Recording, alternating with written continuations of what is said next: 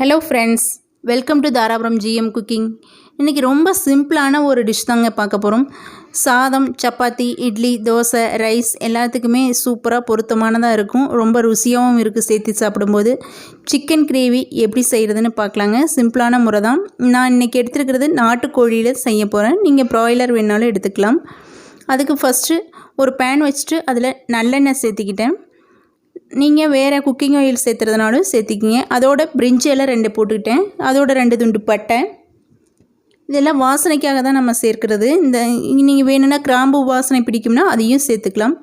இதோட நான் ஒரு 300 கிராம் அளவு சின்ன வெங்காயம் 2 கட் பண்ணி சேர்த்திருக்கேங்க. நீங்கள் பெரிய வெங்காயம் வேணால் சேர்த்திக்கிங்க. இந்த சின்ன வெங்காயத்தோட கலர் நிறம் மாறி பொன்னிறமாக வந்ததுக்கப்புறம் 2 தக்காளி பழம், கறிவேப்பிலை இது 2ஐயும் சேர்த்திக்கலாங்க. 2 சின்ன ஒரு மீடியம் சைஸ் தக்காளி பழம் தான் சேர்த்திருக்கேன். இது வணங்குற அளவுக்கு மட்டும் உப்பு சேர்த்திருக்கிறேன். நல்லா வதக்கி விடலாம்.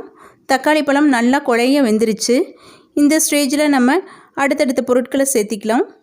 இப்போ நான் சேர்த்துறது கரம் மசாலா 1 ஸ்பூன் சேர்த்திருக்கிறேன். இதோட கொஞ்சமாக சீரகத்தூள், இதோட 2 ஸ்பூன் அல்லது 3 ஸ்பூன் நீங்கள் மல்லித்தூள் சேர்த்திக்கலாங்க. இப்போ நான் சேர்த்துறது சாம்பார் மிளகாய் தூளுங்க. அதாவது சாம்பார் தூள், குழம்புக்கெல்லாம் நம்ம வீட்டில் அரைச்சி வச்சுருப்போம் இல்லைங்களா, அந்த மசாலா தான் நான் 1 ஸ்பூன் சேர்த்துனேன். அதோட இஞ்சி பூண்டு நல்லா தட்டி எடுத்து வச்சுருந்தேன், அந்த பேஸ்ட்டு சேர்த்திருக்கேங்க. நீங்கள் சாம்பார் தூள் சேர்த்து செஞ்சு பாருங்கள், சூப்பராக இருந்துச்சு கிரேவி, அதோட மனம், டேஸ்ட் எல்லாமே. இதோட 600 கிராம் அளவு சிக்கன் நாட்டுக்கோழி எடுத்து சுத்தம் பண்ணி உப்பு, மஞ்சள் எல்லாம் சேர்த்து நல்லா கழுவி எடுத்து வச்சுருக்குறேங்க. 600 கிராம் சிக்கனுக்கு நான் 300 கிராம் சின்ன வெங்காயம் எடுத்துருக்கிறேன். இதை நல்லா மசாலாவில் பிரட்டி விடலாம். இது குயிக்காக செஞ்சுருக்கக்கூடிய டிஷ்ங்க. சும்மா ஒரு அரை மணி நேரத்தில் நம்ம செஞ்சு முடிச்சிடலாம். நாட்டுக்கோழி அப்படிங்கிறதுனால வேகிறதுக்கு மட்டும் கொஞ்சம் அதிக நேரம் எடுத்துக்கும். மற்றபடி மற்ற வேலைகள் எல்லாமே எதுவுமே அரைக்கிறது அந்த மாதிரி ரொம்ப ரிஸ்க்கான வேலை எதுவும் கிடையாது. இப்போ தேவையான அளவு தண்ணி சேர்த்தி நல்லா மிக்ஸ் பண்ணி விட்டுடலாம், வேகட்டும். தண்ணி கொஞ்சம் நான் நிறையாவே சேர்த்திருக்கேன். ஒரு 20 நிமிஷம் மீடியம் ஃப்ளேமில் வச்சுட்டு நான் இடையில எடுத்து கிளறி விட்டேங்க. நாட்டுக்கோழி வேகிறதுக்கு 20லிருந்து 30 நிமிஷம் ஆகும். அதுவும் நான் இரும்பு பாத்திரம் பயன்படுத்தி இருக்கிறதுனால ஒரு அரை மணி நேரத்தில் வெந்துருச்சுங்க.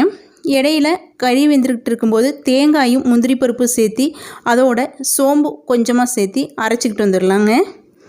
இந்த பேஸ்ட்டை கறி ஒரு 3/4 வேக்காடு வெந்ததுக்கப்புறம் நம்ம சேர்த்திடலாம். பேஸ்ட் ரெடி ஆயிடுச்சு. இப்போ கறியும் பார்த்திங்க அப்படின்னா ஓரளவுக்கு நல்லாவே வெந்துருச்சுங்க.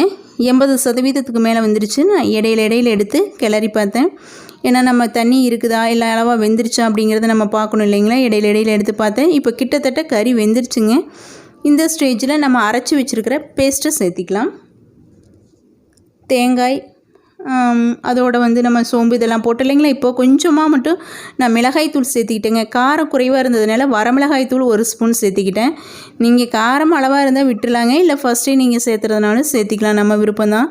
இந்த ஸ்டேஜில் சேர்த்தி ஒரு 2 கொதி மட்டும் வந்ததுன்னா போதுங்க. தேங்காய் சேர்த்ததுக்கப்புறம் ரொம்ப நேரம் கொதிக்க விட தேவையில்லை. தேங்காய் சேர்த்துனதுக்கப்புறம் ஒரு மீடியம் ஃப்ளேமில் வச்சுட்டு ஒரு 2 தடவை கொதி வந்துச்சுன்னா போதுங்க. இப்போ நம்மளுக்கு சூப்பரான சிம்பிளான முறையில் சிக்கன் கிரேவி ரெடி ஆயிடுச்சு. நீங்கள் கடைசியாக தேங்காய் அரைச்சி ஊற்றின ஸ்டெப் வேண்டாம் அப்படின்னிங்கன்னா நீங்கள் ஸ்கிப் பண்ணிவிட்டு தேங்காய் ஊற்றாமல் கூட நீங்கள் வச்சுக்கலாம். ஃபைனலாக நம்ம மல்லி இலை தூவி இறக்கிக்கலாங்க. நான் அடுப்பை ஆஃப் பண்ணிவிட்டு, உங்களுக்கு இந்த வீடியோ பிடிச்சிருந்துச்சு அப்படின்னா மறக்காமல் நம்ம சேனலை சப்ஸ்கிரைப் பண்ணிவிட்டு மற்ற ஃப்ரெண்ட்ஸுக்கு ஷேர் பண்ணுங்கள். தேங்க்யூ ஃபார் வாட்சிங்.